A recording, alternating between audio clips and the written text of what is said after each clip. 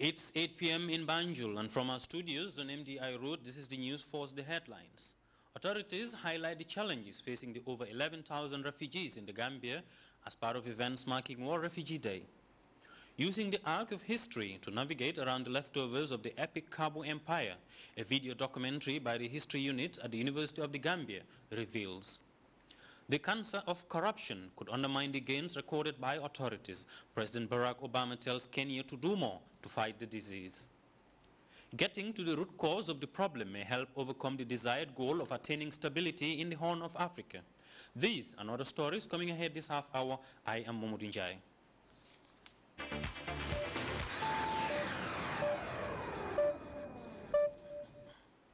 The challenges of refugees around the world are daunting, more so the refugees sheltered in the Gambia. As part of events marking World Refugee Day, Amadou Bajan tells us how authorities are united in their support to address the major challenges facing refugees in the Gambia. This is the version of the celebration of World Refugee Day by the Gambia Commission for Refugees in partnership with the United Nations High Commission for Refugees UNHCR and the Gambia Food and Nutrition Association GAFNA. Sekou K. Saho of UNHCR spoke on the significance of the day and issues related to war and post-conflict challenges that haunt refugees. Since the beginning of civilization, we have treated refugees as deserving of our protection. Yet today, some of the wealthiest among us are challenging this ancient principle, casting refugees as gate crossers, job seekers, or even terrorists. Delivering similar remarks, the Executive Secretary of Governor Yusufa J. Gomez, who expanded on this year's theme, Ordinary People Living Through Extraordinary Times, called for more stakeholder collaboration for the betterment of the lives of the country's refugees. The majority of these refugees are faced with enormous challenges ranging from livelihoods, health, social protection, and so forth, after departing their country of origin in emergency situations. It is on this backdrop that GAFNA, as a national development NGO, has built partnership with UNHCR to provide humanitarian assistance to refugees in order to reduce their vulnerability and improve their socioeconomic status as they continue to live in the Gambia. Other speakers, among them Umu Kalsum Cham, delved on the alarming rate of the world's conflicts, arguing that these conflicts often trigger mass displacement of ordinary people. The world today is experiencing conflicts at an alarming rate, thus leading to many displacements globally. There are about 60 million refugees worldwide, and in the Gambia alone, there are 11,773 refugees.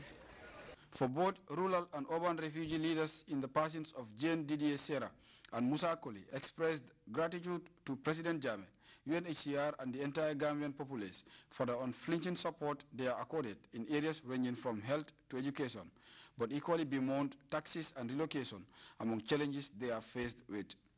We are so grateful to the people of the Gambia, grateful to the government, grateful to our father, His Excellency.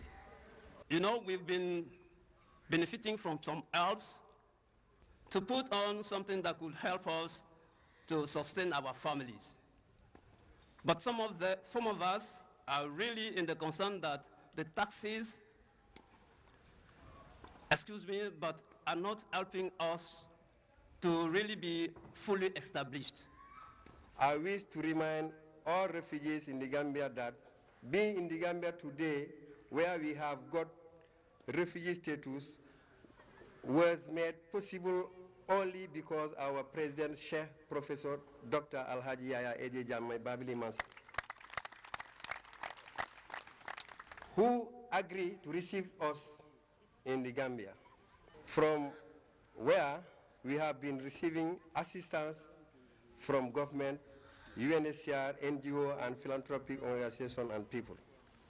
By virtue of their status, refugees in the Gambia and the world at large are often characterized by their common aim of wanting to fix their shattered lives, an initiative which the Gambia government and its stakeholders were duly commended for and urged to maintain for perhaps bettering the lives of the country's refugee community. Modu Bajan, GRTS News. A historical video documentary that was undertaken 2 years back by the socio-historical fact finders at the University of the Gambia have been launched. The documentary chronicles the epic story following the fall of Cabo Empire and how Islam held sway in the region that was more or less leaned on traditional beliefs. We have more in this report prepared by Babukar Senghor. The intellectual property gathered by the University of the Gambia socio-historical fact finders took the fully packed hall to a high level of excitement, considering its originality, historic and academic importance. The documentary received a positive endorsement from relevant departments, including the Ministry of Higher Education, Research, Science and Technology.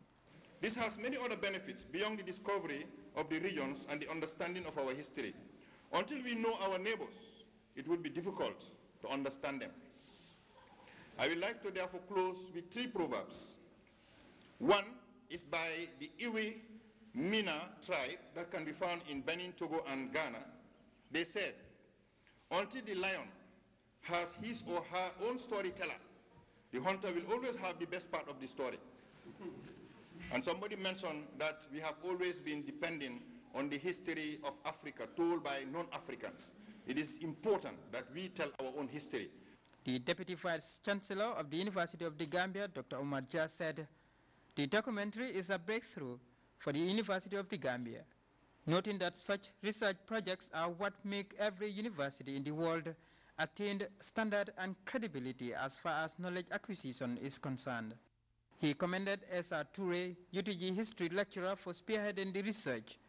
You see, it's not just about sitting, listening to the orals and narrations of somebody else, but you move from here to Guinea, to other areas, because we are interlinked, we are interdependent.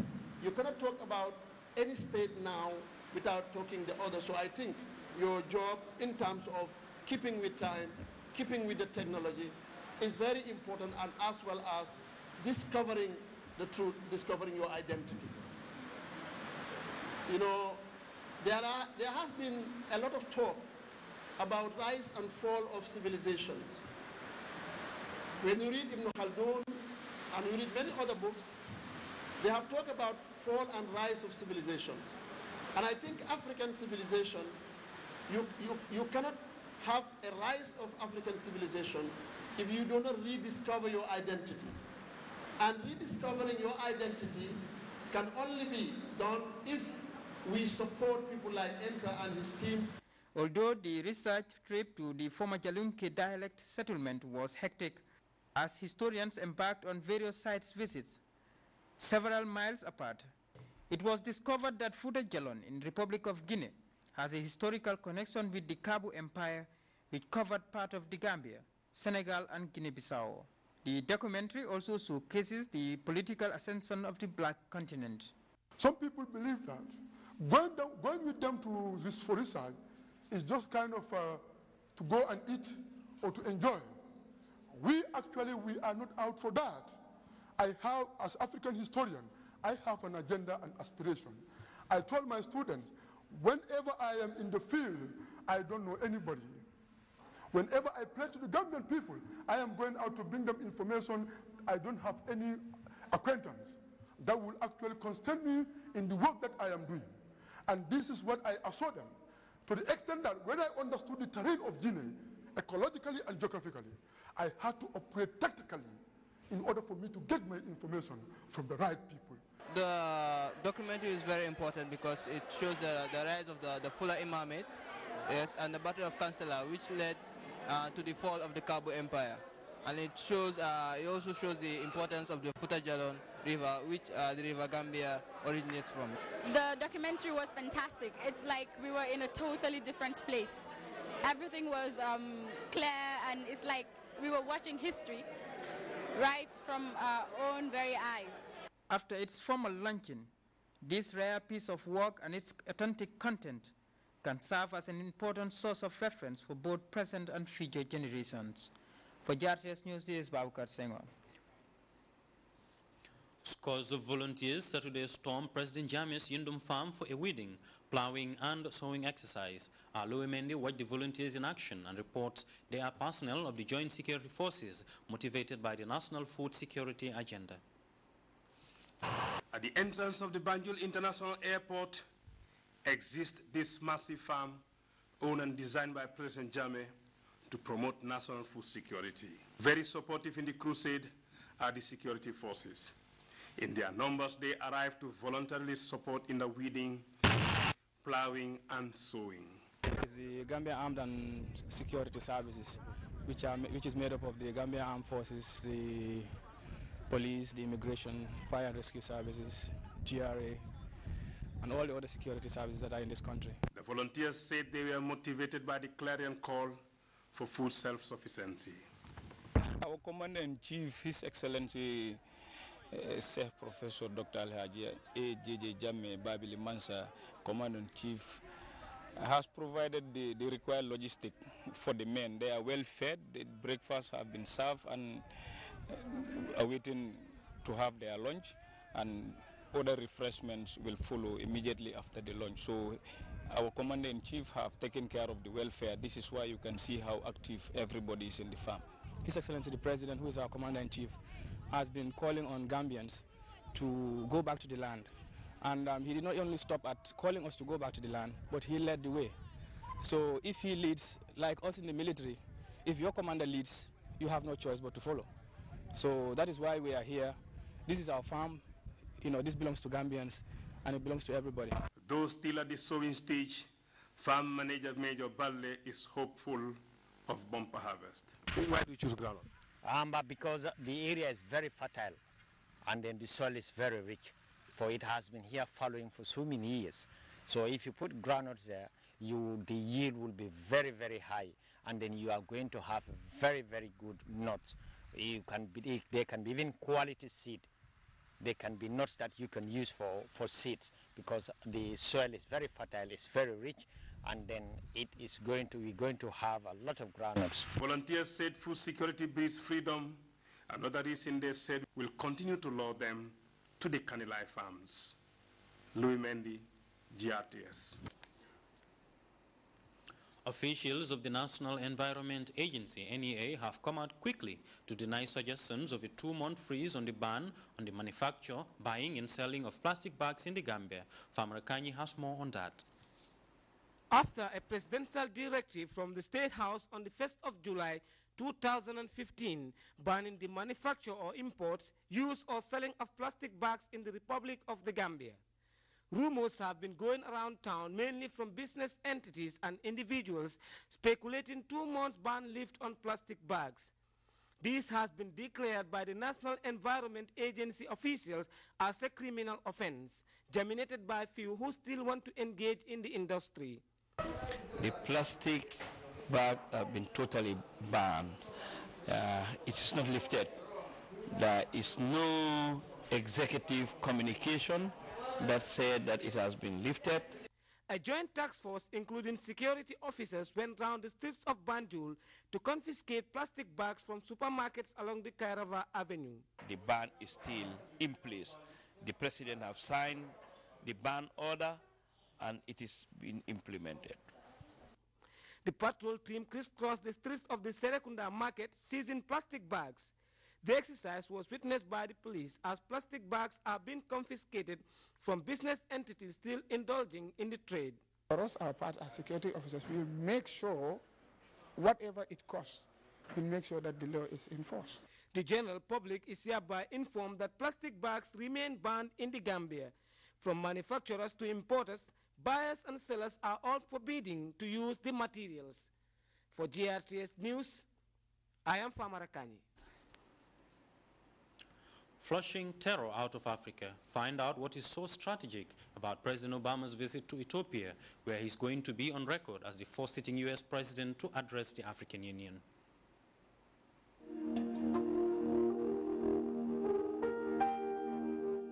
Rising sea level is one of the major environmental challenges facing developing countries, such as the Gambia. Experts have given stark warnings about what will happen and how certain cities will disappear if something is not done to avert a major environmental problem. So be aware of climate change.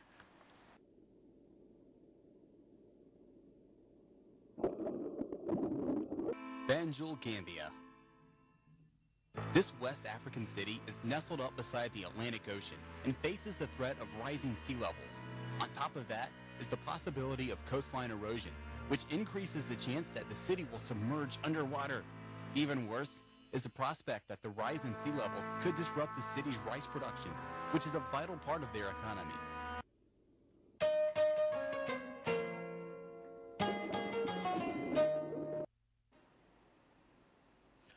Welcome back. U.S. President Barack Obama bade goodbye to Kenyans at the end of the two-day entrepreneurship summit in Nairobi.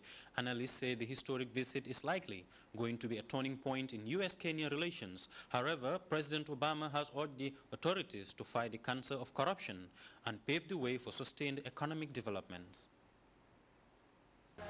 Barack Obama began the final day of his visit to Kenya with a speech outlining his vision for the future of U.S.-Kenya relations. Introduced by his half-sister Orma, the president spoke to a packed crowd, remembering his first visit to his father's home country. That was the first time that my name meant something. Right? Obama praised Kenya for putting an end to ethnic violence and passing a new constitution.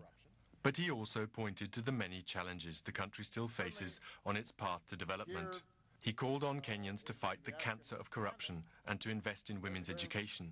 But he said the key to all other development was in unity and an end to tribal thinking. About it. Whatever the challenge, you will be stronger if you face it not as Christians or Muslims, Maasai, Kikuyu, Luo, any other tribe, but as Kenyans. And ultimately that unity is the source of strength that will empower you to seize this moment of promise.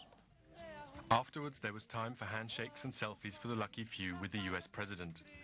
Obama is now due to continue on to Ethiopia later this evening for a two-day visit. After Kenya, the next stop for President Obama was in Ethiopia.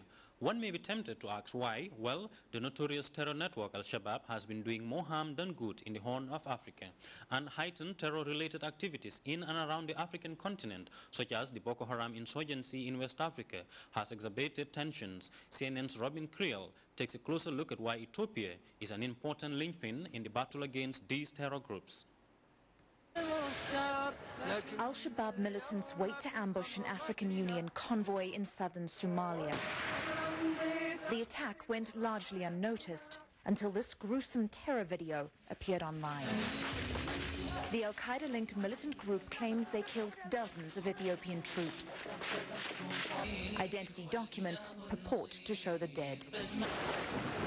The Ethiopian military is regarded as the most disciplined, effective and battle-hardened among the 22,000 troops of the African Union's mission to Somalia. Their mandate is peace enforcement. Their contribution to fighting Al-Shabaab hasn't gone unnoticed. U.S. President Barack Obama thanked Ethiopia for its leadership and cooperation last year. Our counterterrorism cooperation and the partnerships that we've been formed with countries like Ethiopia are going to be critical to our overall efforts to defeat terrorism. Those efforts have ramped up just this month with the new ground offensive by African forces and U.S. airstrikes. Obama traveling to Ethiopia, I think, is an indication of continued U.S. engagement, possibly some increase, and also signaling a U.S. awareness that more needs to be done, that the last few years of combined regional and international efforts to contain Al-Shabaab haven't done enough, and that it's time to step up both the campaign against Al-Shabaab and the support for the countries that are on the front line. The Ethiopians believe they can teach the Americans a thing or two about achieving that. The United States has to do some learning as to how realities on the ground, and understanding the realities on the ground would better inform whatever decisions they make. Reda adds that the two countries have a long way in addressing what he calls their differences in approach. When pressed on that, let's leave it at that. It's said that the African Union's war against al-Shabaab in Somalia is the cheapest, most effective war against militant Islam in the world. But the countries fighting that war, including Ethiopia, need more support in terms of financing, training and equipping. As one Western diplomat told us, it's our treasure, but it's their blood. A high price to pay for the long-desired goal of stability in the Horn of Africa. Peace in Ethiopia, peace in Somalia will also have dividends to the rest of the region. And the rest of the world. Ethiopia wants to be more than a military enforcer. It wants to be the regional power broker too. And it wants the US to listen, understand and support it. Robin Creel, CNN, Addis Ababa, Ethiopia. We'll take our second break now. Sports is next.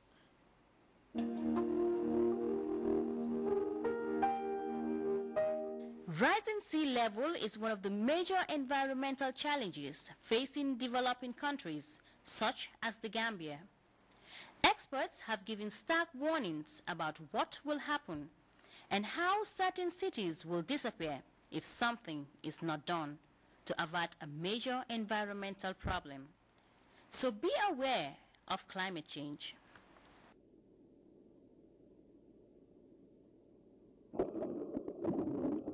Banjul, Gambia. This West African city is nestled up beside the Atlantic Ocean and faces the threat of rising sea levels. On top of that is the possibility of coastline erosion, which increases the chance that the city will submerge underwater. Even worse is the prospect that the rise in sea levels could disrupt the city's rice production, which is a vital part of their economy.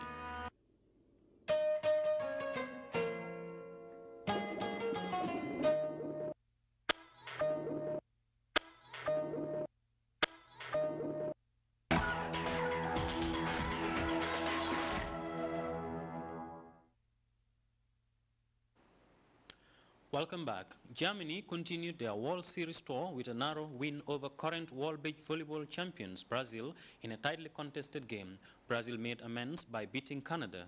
And in football, Manchester United made it 2 wins out of 2 with 3-1 win over European champions Barcelona, whilst English champions Chelsea scrapped past Paris Saint-Germain on post-match penalty shootout. We have more on those stories in this news roundup.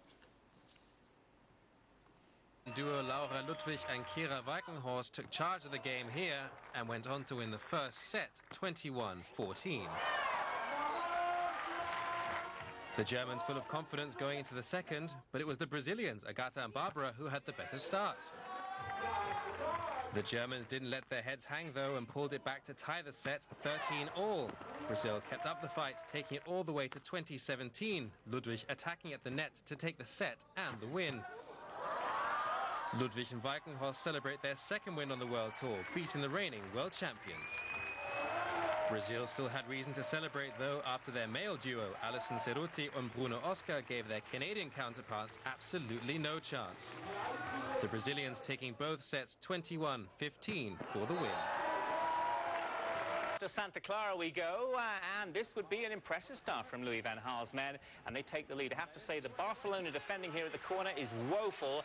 Wayne Rooney powering home the header. He's likely to be given first-choice starting duties up top this season. No RVP, of course. Maybe they'll turn to this kid as well, the youngster Jesse Lingard, at the end of a super move, and it's 2-0 United all of a sudden against the European champions. Rafinha did pull one back for Barca before even Adnan Januzaj gets on the score sheet. 3-1 final score in the Golden State. Di Maria.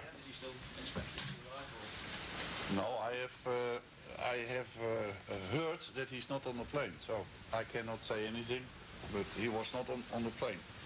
And Marcus Rojo was also not on the plane. So he had passport issues, that I do know, but from Di Maria I don't know why. And Chicharito is here. There's nothing official. He expects to come to the U.S. Hopefully he goes to PSG. We need to wait for news. Meantime, to Charlotte, North Carolina, where PSG face English champs Chelsea Saturday. Zlatan Ibrahimovic putting the Parisians ahead with a nice finish, feeding off the scraps to make no mistake from 12 yards out or so. Jose Mourinho's men would hit back, though, in typical fashion. Victor Moses levelling for the West Londoners with a really nicely controlled volley from the Cesc Fabregas pass. That meant a penalty shootout, though. And what a big moment for the sub, Radamel Falcao, recently arrived from Manchester United, the Colombian scoring that one. He with the short haircut now. The Blues' first spot kicker went all the way to 6-5 Chelsea, with the Belgian keeper Thibaut Courtois scoring the winner for Mourinho's men. One keeper beats another. Chelsea win it on penalties. And from sports, let's shift our attention to the weather news courtesy of the Central Forecast Office.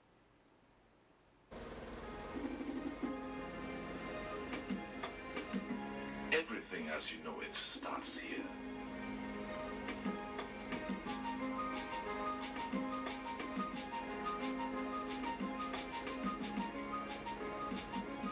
That simple promise of a harvest after planting is nature's service to the community that you and I are a part of. We carry on bonding and sharing because the feeling to serve is mutual. But that promise between us, the sun and the land, is what gives us the hope to carry on. And as it was in the beginning, we started with a belief to serve.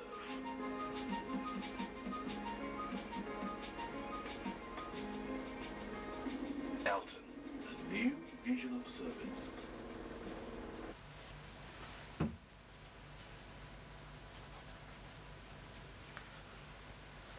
Good evening, viewers. Welcome to the weather segment with me, Abukan, beginning with a summary of the weather today. The weather has generally been variably cloudy with rain showers over most parts of the country. For details on that, let's look at the rainfall figures recorded at 06 in the morning. 45.4 millimeters was recorded over Basek, dropping to 13.0 over Kerawan. Tonight, the weather will be variably cloudy, warm and humid, with chances of rain showers and thunderstorm over places, and the same condition is likely to prevail until tomorrow in the morning, becoming variably cloudy and humid in the afternoon. Surface winds will be mainly southwestern in direction, moving at a speed of 10 to 20 km per hour. Minimum temperatures would be 21 degrees Celsius over the country, over most parts of the country, rising to a maximum of 31 degrees Celsius. Low tide would be 1.4 meters at 12 a.m. and 1.5 meters at 12 p.m. High tides would be 3.7 meters at 6 a.m. and 3.6 meters at 6 p.m. Waves would be 0 to 1 meters southwesterly swells. The sun will rise at 6:45 in the morning and will set at 19:38 in the evening. Well, viewers, that's all we have for you tonight's focus, and thanks for watching.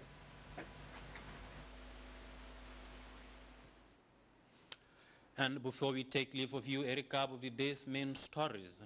Authorities has highlighted the challenges facing the over 11,000 refugees in the Gambia as part of events marking World Refugee Day.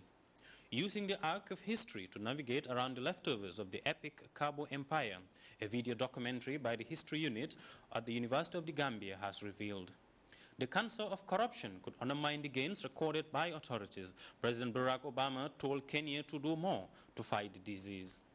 Getting to the root cause of the problem may help overcome the desired goal of attaining stability in the Horn of Africa. Well, that was all in this edition of the news at 10. But as you all know, there is an exciting wrestling contest in Kanilai as part of events marking 21 years since the advent of the July 22nd revolution. Over now to Kanilai for a continuation of the wrestling contest. Enjoy the highlights.